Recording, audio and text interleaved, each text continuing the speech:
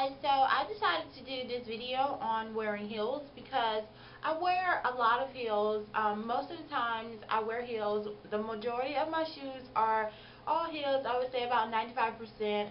I own over 40 pairs of heels, and I know to a lot of people out there that may seem like a lot, but I know there are some people who like heels just as much as I do, and they're probably like, oh, that's not even enough. I feel the same way. But whenever I wear my heels, I get asked a lot of questions often, like, do they hurt your feet? How do you walk in heels?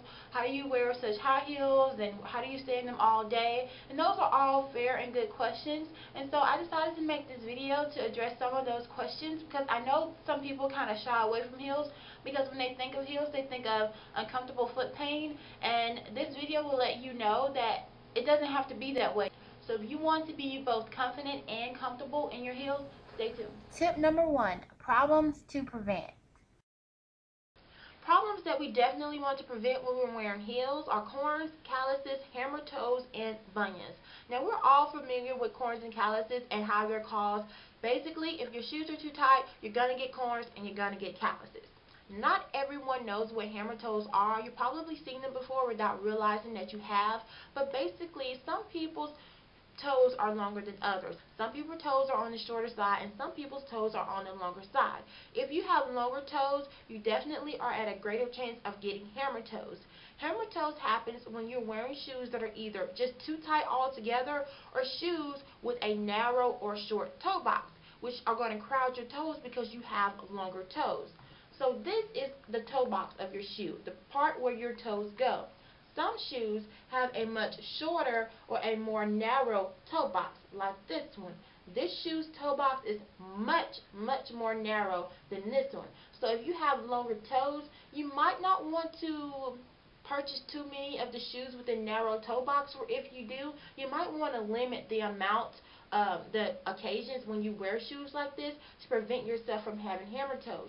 Pretend this is your foot and these are your toes. In your shoe, your toes are supposed to be flat like this. However, if you have narrow toe box in your shoes, your feet are forced to curve like this. And what will happen over time, the muscles in your toes will shorten permanently and your toes will stay curved over like this even without your shoes being on. So what will happen is now that your toes are curved over, they're going to rub against this toe box and then you're going to get corns on the tops of your toes. Bunions are when you have the knot on the side of your big toe right here, and it causes your big toe to lean toward the other toes, and sometimes it causes all your toes to kind of lean in the opposite direction. A lot of people think that bunions are caused by wearing heels. That is completely false. Bunions are not directly caused by heels at all. Bunions are usually the product of genetics in some sort of way. Because you can be born with that foot shape. As you get older and as you become a teen and an adult, it's going to become more prevalent than when you were a child. So you might think that you got bunions from wearing heels because when you're a teen and an adult, you start to wear heels. And you might think that that's where it came from when really you were just born with that foot shape.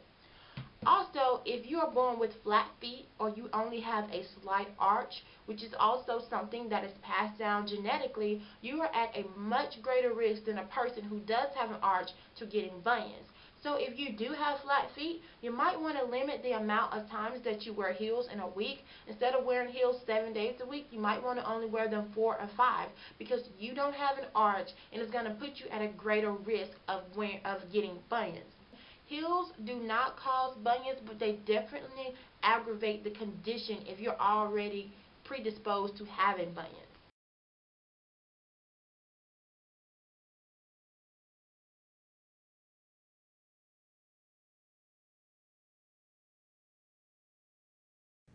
Tip number 2, height does and doesn't matter. Height is definitely something that you want to take into consideration when you're trying to wear a pair of heels. I have a lot of people that tell me, well, I don't really wear heels for a long period of time because they cause my knees or my back to hurt. Well, that's probably because they're wearing too high of a heels for them. It's not that they can't wear them at all. They just need to get a lower pair of heels. Because if you are wearing a 1-inch heel, you're going to put 22% more pressure on your knees and on your back than if you were wearing flats. If you're wearing a 2-inch heel, then that number increases to 57%, and it goes on from there. So if your heels are causing you knee or back pain, then instead of wearing the 6-inch heels, try a 5-inch heel, and if the 5-inch heel is causing you pain, then try a 4-inch heel or a 3-inch heel or whatever type of heel you need. However, when it comes to your own personal height, do not take that into consideration when you are purchasing heels. I am a tall woman. I am 5'8", and I do not take into consideration heel height. Most of my heels are 4 inches and above. I don't really know if I own a pair that's not really 4 inches, and I'm very tall for a woman. So even if you're 5'10", 5'11", 6 foot tall, if you want to go for the 6-inch platforms, I say do it. I wear platforms all the time. I wear high heels all the time. Even if it's going to make me taller than my date, it's not a problem with me. If he has a problem with it, then that's his problem. Don't let someone else's insecurities rub off on you. Sometimes I wear platforms which pretty much put me well over 6 feet. I've had people stare at me starting from my feet, and they keep going up like I'm the tallest person that they've ever seen. Don't let that bother you. If you want to go for the platforms, go for the platforms. Likewise, if you're a short person and you're maybe 5 foot tall, don't feel like you need to wear the 5 and 6-inch heels just because you're shorter. Don't let other insecurities rub off on you. If you like a heel, go for it, be confident, and be happy. Tip number 3, watch your step. So one of the questions, as I mentioned, that I get asked often a lot is, have you ever fallen in your heels, or how do you keep from falling in such tall heels? And the number one tip I can give you against not falling in your heels is to just simply watch your step. There are certain types of surfaces and terrains that are notorious for making you either fall or making your foot go over to the side, and I know it's happened to me a lot of times. It still happens to me a lot. If you've ever seen someone walking in heels and maybe they step off a curb, or maybe they're just walking and their foot kind of goes over to the side, well, it's really not very comfortable, and it's kind of embarrassing. So you want to prevent that. The number one notorious offender is gravel. Gravel is known to make your foot go over to the side and your feet to wobble while you're in your heels, because gravel moves as you walk on it. So when you're walking on gravel, you really have to be careful and like really keep your balance and use like all the strength in your legs. So be careful when you're walking on gravel. And other types of slick floors, like in office buildings and things like that, marble is very slick, and sometimes shoes come with like a mirrored bottom or a very slick bottom on them. So two smooth surfaces rubbing across each other is really like a recipe for disaster. So be careful when you're walking inside office buildings as well. Grates and sewers are also something that you want to be mindful of when you're wearing a pair of heels. I know usually most of us try to avoid grates and sewers. I guess we kind of feel like we might fall in or something, but my campus is in the middle of downtown, and sometimes when you're downtown, there's like a grate that goes across the entire parking lot, sidewalk, so it's kind of inevitable to avoid it. Well, you have to be careful, and if you're wearing heels, you kind of have to walk on your tiptoes if you're walking across something that has a grate on the top, because your heel will get stuck in the grate, and sometimes like one foot will get stuck, and then when you're trying to pull that one up, the other foot will get stuck, and it's really not a good situation. Also, if your heel gets caught in a grate, it can kind of scratch up your heel, but more importantly, it can rip off this heel tab on the bottom of your shoe, which is really not a good thing, because, I mean, other than it visually not looking like it should, there's a metal spike going through the heel of your heels, and if you rip off this heel tab, you're going to be walking on that metal spike, which isn't really comfortable, but it makes an awful lot of noise, and people can hear you walking from a mile away, so that's really not a good situation. So watch out for grates and sewer drains. So another surface people don't really think about is grass. You really do have to be careful when you're walking in grass.